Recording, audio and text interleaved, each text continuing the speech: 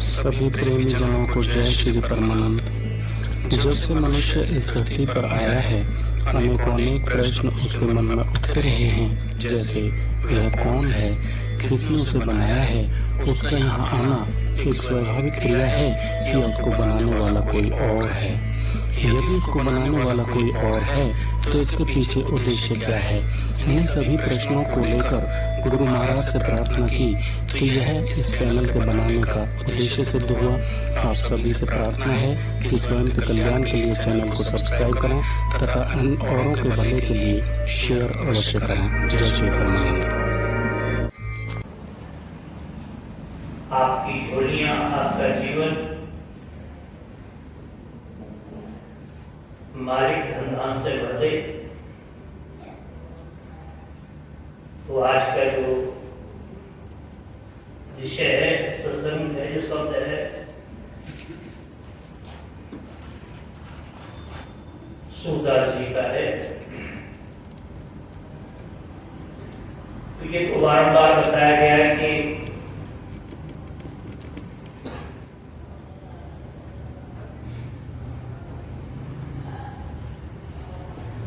संत मत में जब भी कोई सत्संग होता है तो किसी संत की वाणी के ऊपर होता है। संतों ने अपने जीवन में क्या खोज की, क्या प्राप्त किया, कैसे प्राप्त किया, वह शब्दों के माध्यम से हमारे लिए रोक के रख जाते हैं और उन्हीं सब चीजों को हम समझने का और समझाने का प्रयास करते हैं कि शायद हमारे जीवन में या हमारे अंदर उनकी एक बात भी यदि उतर जाए तो हमारा कल्याण हो जाए।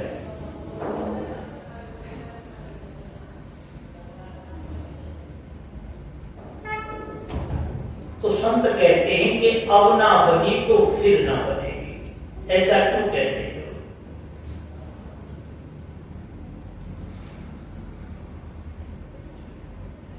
इसलिए कहते हैं कि हमारे समाज में धारणा बनी हुई है कि सबसे पहले हम अपने शरीर को छोड़ेंगे और शरीर को छोड़ने के बाद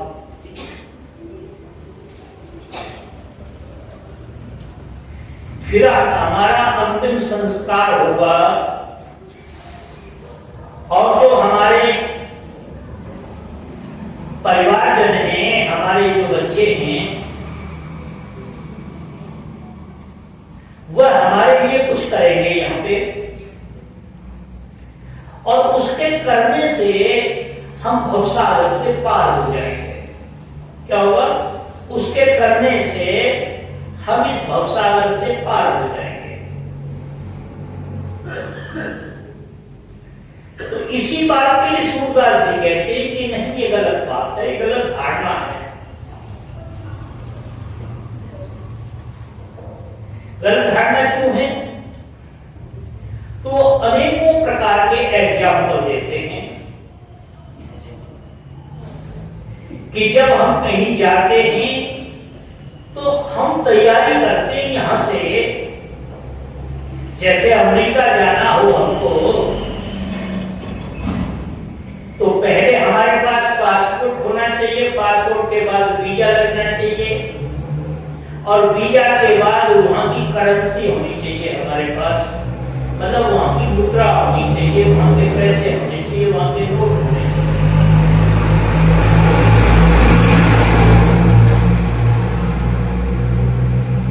हमारे यहाँ के जो नोट हैं वो वहां काम नहीं करते हैं।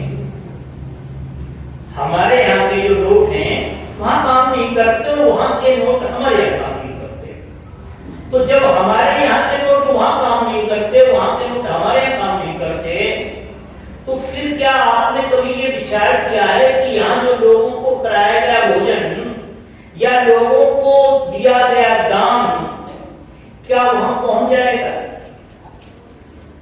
यहां किया गया दान तो 10-12वें दिन होगा, मगर यहां तो 1 सेकंड बाद आत्मा जहां उसको जाना है वो पहुंच जाएगी। संतों ने एक शब्द कहा है, अंतमति सो गति। अंत में जैसी हमारी मति होगी, जैसा हमारा विचार होगा, हमारा विचार झगड़ेलू होगा, हमारा विचार सौम्य होगा, हमारा विचार शांत होगा, हमारा विचार, हमारा स्वभाव लोभी होगा, जिस प्रकार का होगा और जिसमें हमारा प्रेम होगा। हमारा गाय के अंदर प्रेम है, हमारा भैंस के अंदर प्रेम है, हमारा घोड़े के अंदर प्रेम है, हमारा माता के अंदर है, हमारा पिता के अंदर है, बेटी के अंदर, बेटे के अंदर, संपत्ति के अंदर, जहां भी हमारा प्रेम है और जिसमें हमारा प्रेम है, अंत समय में वो बात हमारे सामने आकर खड़ी हो जाएगी। क्या हुआ? वह बात हमारे सामने खड़ी हो जाएगी। जैसे हम गाय से प्रेम करते तो लास्ट में वो गाय हमारे सामने खड़ी हो जाएगी आकर के, और जैसे ही गाय आकर के खड़ी होगी हमारे सामने, तो ये 101% बात है कि हमको दूसरा जन्म गाय का मिलेगा। क्यों मिलेगा? क्योंकि हमारी धारणा कहां की है? तो जहां हमारी धारणा बनी हुई है, जिस जगह बनी हुई है, उस जगह जो है ना, हमारा चित्त पहुंच जाएगा, और चित्त पहुंच जाएगा तो वैसे के वैसे हम हो जाएंगे। इसलिए संत कहते प्रेम सबसे करो। गाय से भी प्रेम करो, भैंस से भी प्रेम करो, घोड़े से भी प्रेम करो, कुत्ते से भी प्रेम करो, मगर प्रेम उस सीमा तक न पहुंच जाए, उस जगह तक न पहुंच जाए कि जहां आपका फायदा कम, नुकसान अधिक हो। क्या हो? फायदा कम, नुकसान अधिक हो। कुत्ते को पालो, क्यों पालते हो? भैंस को पालो, क्यों पालते हो? गाय को पालते हो, क्यों पालते हो? कई बार एक प्रश्न खड़ा होता था। हमारे गुरु महाराज के पास एक सज्जन आए और कहने लगे, महाराज गाय के अंदर 33 करोड़ देवताओं का वास होता है। तो गुरु महाराज ने कहा, हाँ 33 करोड़ देवताओं का वास होता है, मैं भी तो इनकार नहीं कर रहा, पर क्या आप गाय बनना चाहेंगे अगले जन्म में? बोला जी नहीं, क्यों नहीं, मैं नहीं बनना चाहूंगा। गुरु महाराज ने पूछा, क्यों नहीं बनना चाहोगे? जब उसमें 33 करोड़ देवताओं का वास है और आप में एक ही देवता का वास है, तो 33 करोड़ वाले में तो जाना चाहिए आपको। उन्होंने नहीं महाराज, वो तो पशु है। क्या है? वो पशु है। ये भी आप जानते हैं, इस बात को भी आप जानते हैं, हम सब जानते हैं, मगर क्या है कि काल ने हमारे सामने ऐसे पर्दे लगा रखे हैं, ऐसे पर्दे लगा रखे हैं कि वह हमें इस मार्ग पर चलने नहीं देता।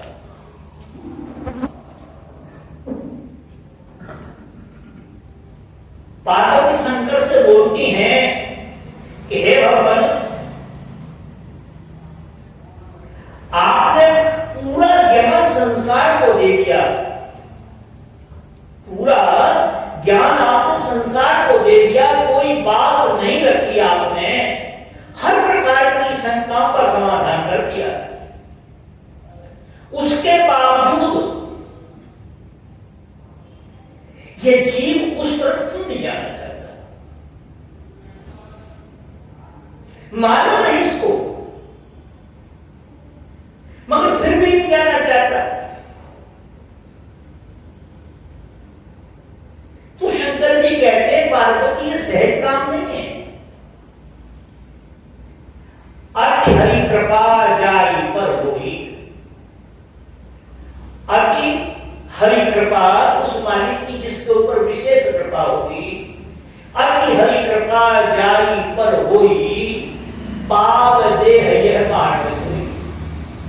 उसी शरीर को, देह माने शरीर, उसी शरीर को यह मार्ग प्राप्त होगा और वही नहीं तो ये काल हमको किसी न किसी प्रकार से भ्रमाता रहेगा, और ऐसा भ्रमाता रहेगा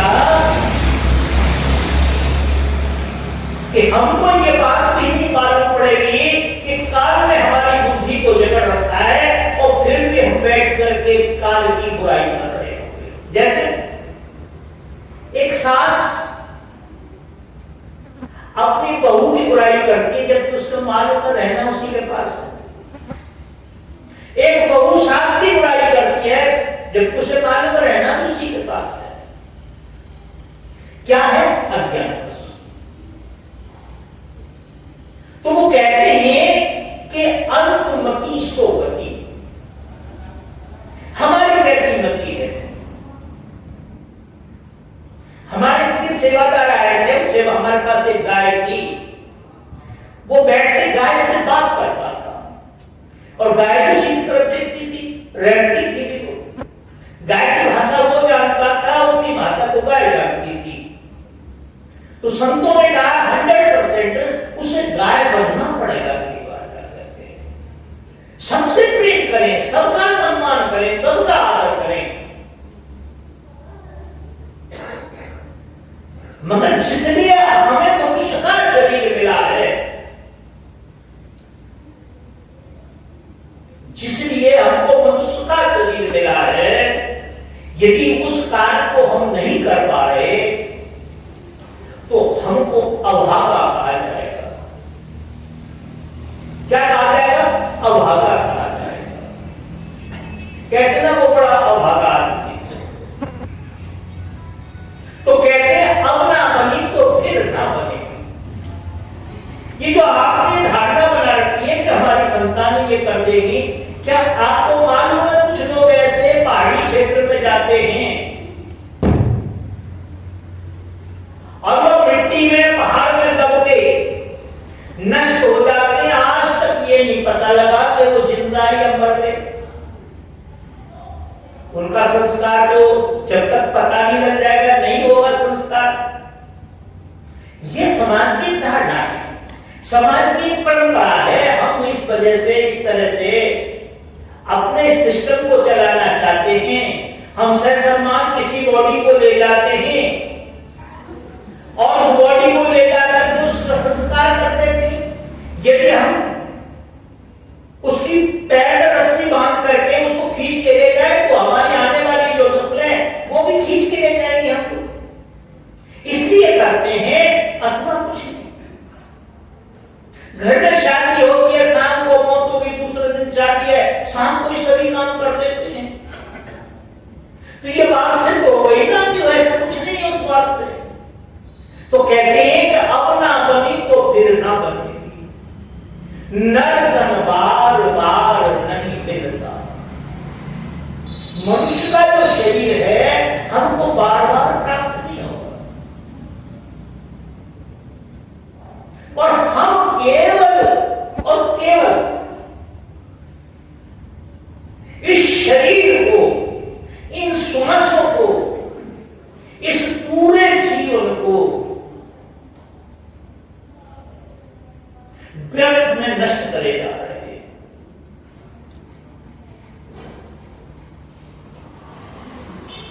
एक सेठ जी थे, कहीं रहा करते थे, बड़ी संपत्तिशाली लोग थे वो, बहुत संपत्ति थी उनके पास। तो जब भी वो जाया करते थे बग्गी से जाया करते थे। तो कई बार वो संत मिलते थे रास्ते में टहलते हुए,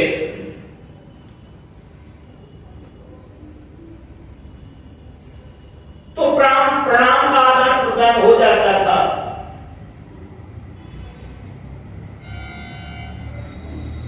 ऐसा काफी समय तक चलता रहा। एक दिन सेठ जी बग्गी में जा रहे थे, तो बग्गी जो चलाने वाला था उससे उन्होंने कहा कि भैया रोको जरा, और उसे रुकवा दिया। रुकवाने के बाद वह गए, संत को प्रणाम किया और कहा महाराज आ जाओ, इसी में बैठ जाओ। संत ने कहा ना मेरा तो रोज का काम है, मैं तो मेरे पास कोई काम और है नहीं, शरीर जाम हो जाता है, मैं रोज टहलता हूं। बोला नहीं आप आओ, बैठ गए। जब बैठ गए तो संत ने पूछा, सुनाओ सेठ जी कैसा कारोबार चल रहा है? और सब ठीक है, स्वास्थ्य ठीक है आपका, चित्त ठीक है आपका? तो कहा हाँ सब ठीक है, पर महाराज एक बात से बड़ा परेशान है।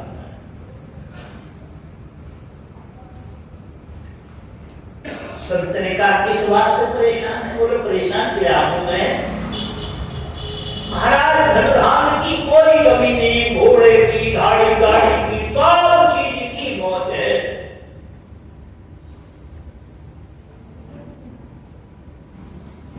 पर घर में खाने वाला कोई नहीं। मुझे बार बार यही बात लगती है, एक लड़की है मेरे पास, ये अपने ससुराल चली जाएगी, हमारी संपत्ति को कौन खाएगा? कई बार मैं देखता हूं जो हमारा चौकीदार है वो सदैव प्रसन्न रहता है, सदैव प्रसन्न रहता है। वो 4 लड़के 6.5 फुट के उसके पास, मैं जब भी उसे देखता हूं तो मेरी तबीयत जो है ना शुद्ध हो जाती है, हरी हो जाती है, तबीयत जो है ना एकदम शांत हो जाती है। उन्होंने कहा ये अच्छी बात है, आपको जब अपनी कमियों का मालूम है तो इसकी पूर्ति करो। बोले महाराज पूर्ति नहीं हो सकती ना। उन्होंने कहा सेठ जी मैं आपका जो द्वारपाल है ना, जो चौकीदार है, मैं उसके पास भी बैठता हूं कई बार जाकर के, मैं जब थक जाता हूं तो थोड़ी देर उसके पास भी बैठ जाता हूं, मेरी उससे भी चर्चा होती है। परेशान तो वो भी है, आपको ऐसा लगता है कि वो ठीक है, मगर परेशान तो वो भी है।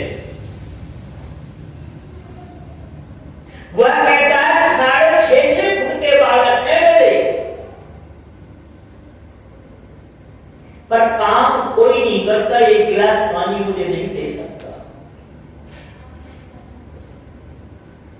मेरी एक पत्नी है, एक मेरी बेटी है जो विधवा है, घर बैठी है, एक मेरी बूढ़ी मां है, एक मेरा पिता है बूढ़ा, हम 10 आदमियों का परिवार है, और केवल एक नौकरी मेरे पास है। 16 घंटे 17 घंटे 20 घंटे काम करता हूं। मेरे सपने में भी गेट दिखाई देता है, डंडा दिखाई देता है। तो कहता है कि महाराज मैं बड़ा परेशान, सेठ जी जब कितने प्रसन्न, जब भी देखता हूं वकील में हमेशा प्रसन्न चित्त होते जाते हैं, पैसे की कोई कमी नहीं, भोजन की कोई कमी नहीं, दूध की कोई कमी नहीं, नौकर की कोई कमी नहीं, सब डरते हैं उनसे। देखो कितने सौभाग्यशाली हैं वो।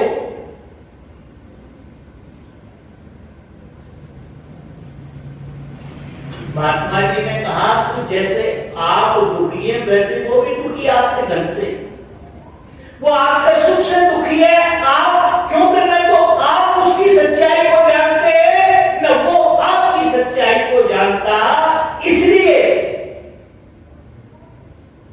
आप एक काम कर लो, आपकी समस्या का मैं समाधान कर देता हूं। अभी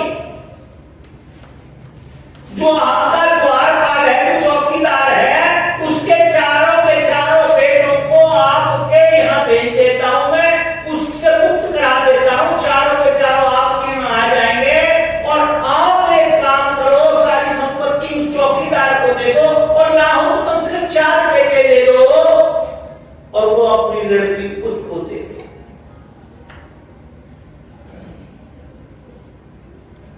सेठ जी ने गाड़ी चलाने वाले से कहा चलो, क्या कारण है इसका? इसका कारण है कि हम सब दुखी हैं। क्यों दुखी हैं? अज्ञानवश। क्या? हम अज्ञानवश हैं। किसी के पास भोजन नहीं है, भूख अधिक है। जिसके पास भोजन नहीं है उसके पास भूख अधिक है,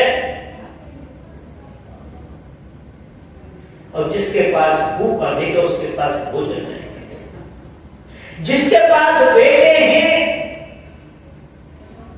उसके पास संपत्ति नहीं है, जिसके पास संपत्ति है उसके पास बेटे नहीं। हम सब दुखी हैं और एक दूसरे को हम ऐसे ही मूर्ख बनाते चले जा रहे हैं।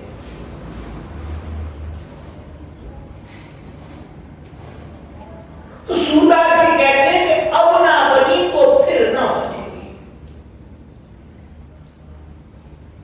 हम सब लोग एक ने किसी न किसी काम में लगे हुए हैं।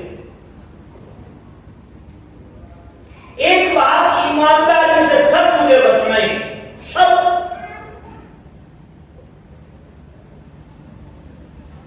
जिस दिन से हमने होश संभाला है आज तक, किस किस के कार्य पूरे हो गए, किस किस के कार्य रह गए हैं, जरा हाथ खड़े करके बताओ किस किस के कार्य पूरे हो गए। आपके करने से सब काम पूर्ण हो गए, एक बार हाथ तो खड़े कर दो। और जिनके कार्य नहीं हुए, पूर्ण अपूर्ण है, जरा हाथ खड़े कर दो।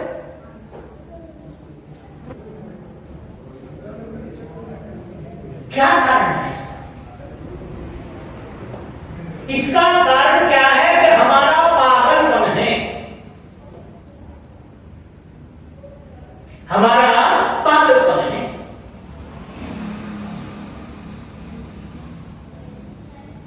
पागलपन क्या है कि हम सुख को बाहर ढूंढ रहे हैं। सुख हम बाहर ढूंढ रहे हैं जबकि सुख अंदर है।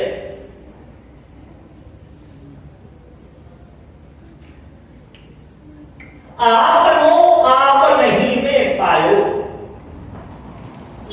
आपना माने अपना, कहां मिला? अपने अंदर मिला। आपनो आप नहीं में पायो और शब्द ही शब्द भयो बुझियारो। जब सदगुरु भेद बताया, सदगुरु ने क्या किया?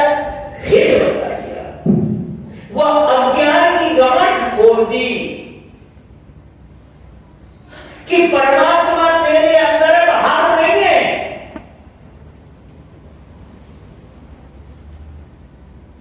बाहर को जो चित्र रखे हुए हैं, किसी ने किसी तरह से सजा लिए, किसी ने किसी तरह से सजा लिए हैं, ये मुक्ति के मार्ग नहीं है।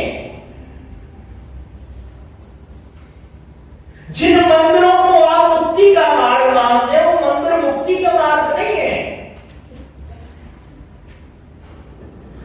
मंदिर जो है संस्कृति की धरोहर है।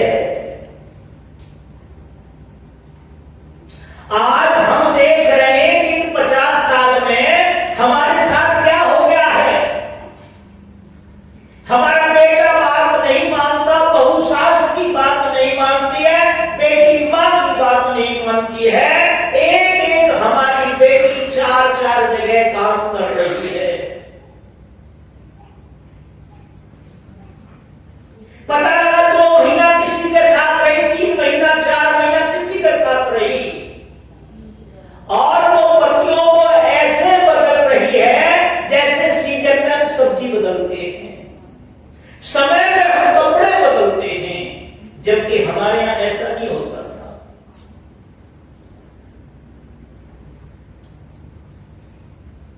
राम पूजा की वस्तु नहीं है। उस प्रतिमा के अंदर राम का चरित्र है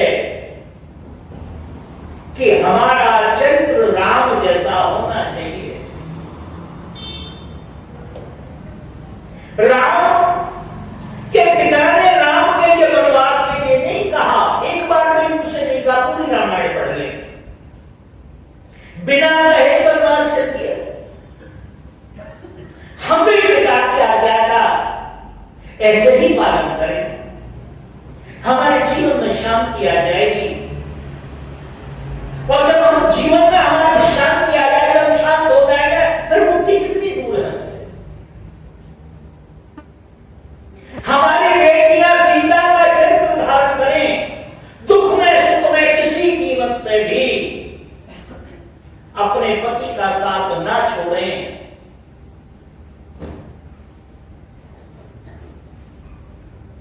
क्या वो पतिव्रता स्त्री को कोई रोक सकता है? हम केवल चर्चा करते हैं कि अनुसुईया ने उन तीनों देवताओं को छोटा छोटा सा बालक बना दिया। क्या करता? बालक बना दिया। कोई है ऐसी जो पुरुषों को बालक बनाते?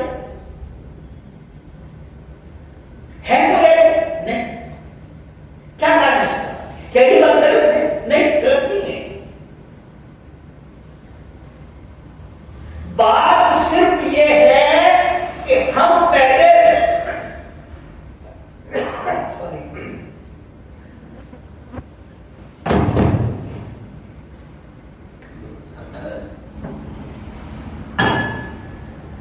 हम पतिव्रता हो जाएं। मैं आपको दावे के साथ कह रहा हूं, दावे के साथ मेरी गर्दन उतार लेना, आप जो कहेंगे आपके कहने से पहले वैसा होने लगेगा। और सुपर्णखा होकर के तुम चाहो कि तुम जो चाहो सो वैसा होने लगे तो बड़ा मुश्किल है। हम राम को मानते हैं, राम की एक बात नहीं, कृष्ण को मानते, कृष्ण की एक बात नहीं मानते, शिव को मानते, शिव की एक बात नहीं मानते। आप जाते हैं मंदिर में लोटा चढ़ाते हैं बार बार, कभी एक बार बैठ करके देखा उस शिव परिवार को आपने? कभी उस शिव परिवार को देखा है कभी आपने? आखिर वो शिव परिवार बनाया क्यों गया? क्या हमको मालूम है कि वो पार्वती ने वो लड़का पैदा किया नहीं किया, या उसके बाप ने उसने त्रिशूल मार दिया? इतना बड़ा ज्ञानी थोड़ी होगा सिर्फ। पर आप समझे को सबके सब बैठे हुए हैं वहां पे, क्यों? वो इसलिए बैठे, सबके विचार अलग अलग हैं। शंकर जी के पास नादिया माने गाय, उसकी पत्नी बैठी है शेर के ऊपर, शेर का और गाय का बैल। शंकर के गले में सर्प, सामने कार्तिक बैठा मोर पे, मोर का और सर्प का बैल। इधर बैठा है गणेश, बैठा चूहे पे, चूहे का और सर्प का बैल। मगर फिर भी एक परिवार में रह करके उसमें सामंजस्य बना हुआ है।